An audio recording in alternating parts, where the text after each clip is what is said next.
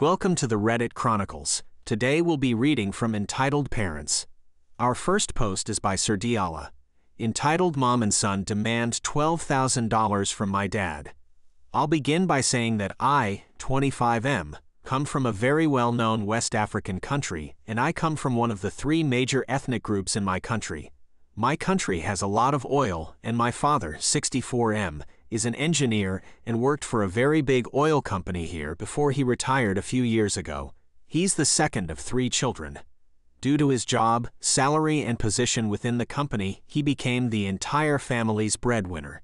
His elder brother had 7 children with his wife, and his younger brother had 2 children with his late wife, and my father trained each and every one of them. He sent them all to school through their nursery to primary and secondary schools, and when they all graduated from high school, he gave each of them the option of either going to a higher institution or helping them start up a business of their own. Every Christmas, we'd travel to the village, and he'd buy multiple 50 kilograms bags of rice, bags of beans, tons of groceries, specially dried fishes, and so much more, and he'd distribute this to the entire family, aunts, uncles, etc. He catered for his siblings, cousins, old friends in the village, as well as their respective families so much, and it sometimes offended my mother because, while he took excellent care of us, and she was never against him helping his siblings out, she felt he was making them overly dependent on him. He opened a thriving business for his elder brother's wife and stocked up her business with all the necessary wares, and he did the same for his younger brother, and yet whenever they had a problem, they'd choose to call him instead of solving even the most basic problems by themselves. This is all preamble to show you that he really cared for his family. This involves my father's elder brother's wife we'd call Rita, and her eldest son we'd call Chris. Rita is a woman in her 50s, and Chris is in his mid-30s. When Chris was born, his mother despised him because, given our tradition and culture, she felt like his pregnancy forced her into a marriage she did not want, so she took out her frustration on him. When he was 11, my mother was a newlywed, and on one of her trips accompanying my dad to the village, she saw how Rita physically abused her own son, which is pretty common here, under the guise of discipline.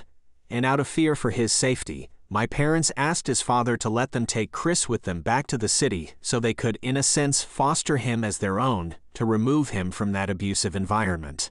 I was barely a year old at this point. Chris lived with us for roughly 18 years. He got a good education, and when it was time to go to the university, he had a lot of problems gaining an admission. In my country, all the universities, both state and federal, are under an organization, and everyone takes an annual national exam based on your intended course of study, and those who do the best are admitted into their institution of choice. He'd taken this exam for about 6 years, and each time he'd fallen short and hadn't received an admission. So my dad gave him the option to continue trying or to put it on hold and learn a good trade for about a year, and after that, he'd open a business for him, and maybe he could try getting into the university later on if he still wanted. He chose the latter option, and he was sent off to another city to stay with a family friend who taught him all he needed to know about the given business for free, and after a year, he returned back home. My father gave him what is equivalent to $12,000 to begin a business. Over here, $12,000 is a very, very big chunk of money, especially with the low cost of living here compared to our Western counterparts, and also especially how lax our tax laws are here. My dad offered him a check for that amount, and he refused it, saying how small the money was. My dad had already found a really good space for him to run his business, and had paid and rented it out for 2 years for him, as well as paying his water and electric bills. The $12,000 was an initial capital for him to stock up on his wares without having to worry about rent or any critical expenses for 2 years at least.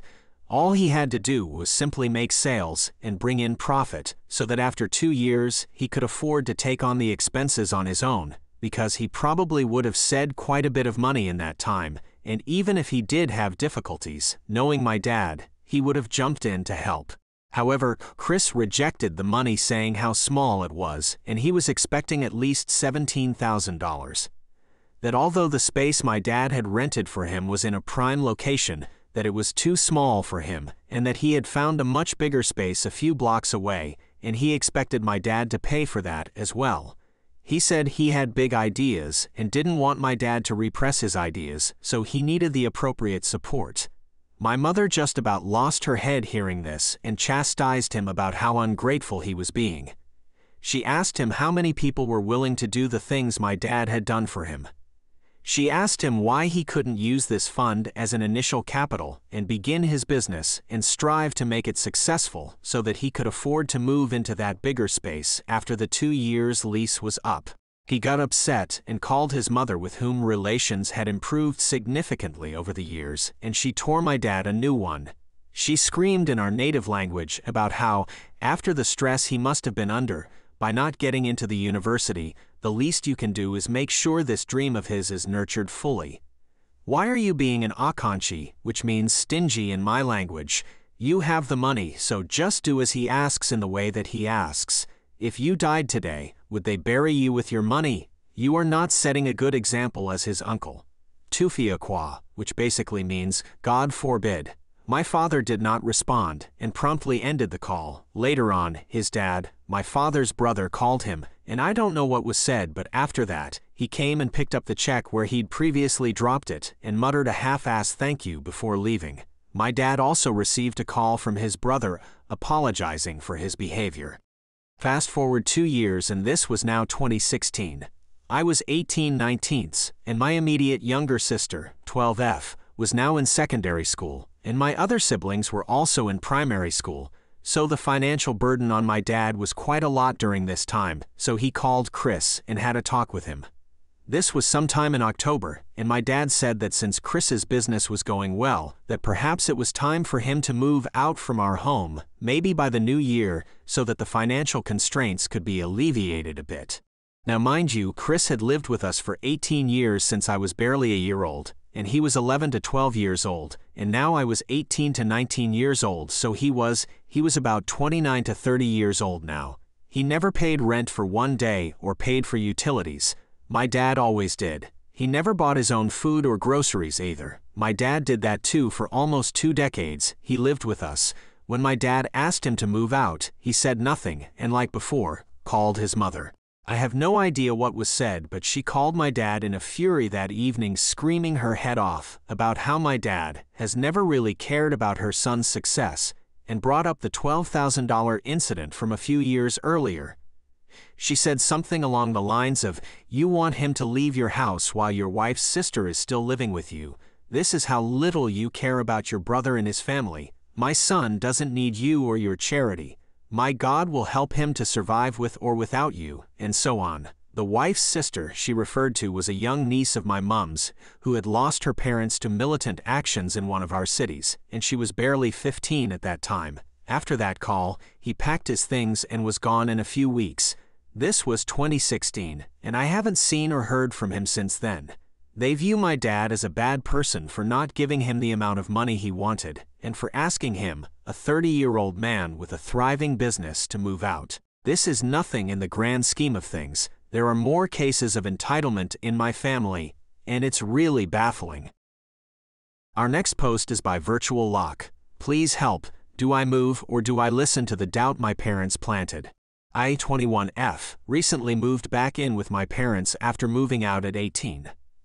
I'm currently working 2 jobs to go back to university, but when I first moved in with them, I struggled to find work, which I was criticized in every conversation we had for. Since moving back in, there's been a lot of arguing, as one of my parents suffers from OCD and reacts badly to anything in the house being out of place. These fights and other petty arguments worsened, and one of them made me pack up my room, in suitcases, boxes, etc., and I am now sleeping on the couch, living out of a suitcase in my living room. They followed through on their promise to throw out anything I didn't pack.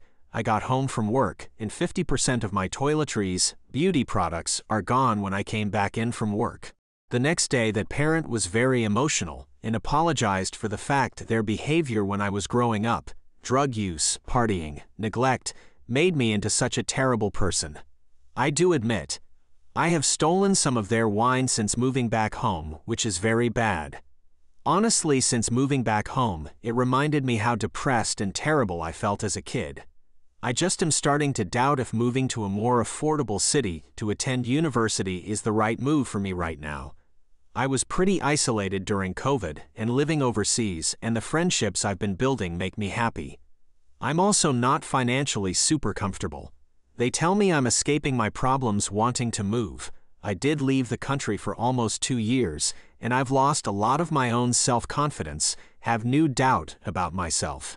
On the other hand, the pettiness of making me sleep on the couch plus feeling pretty dehumanized by no longer having my own space has lit a fire within me. I moved out the first time was to accommodate my older sibling who just left a rehab, mental facility, and couldn't live alone, so I guess I am bitter about that too.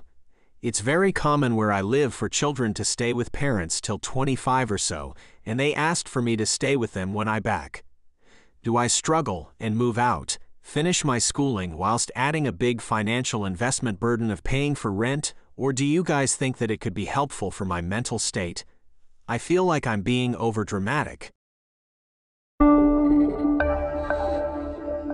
Thank you for listening to the Reddit Chronicles. Follow for more content.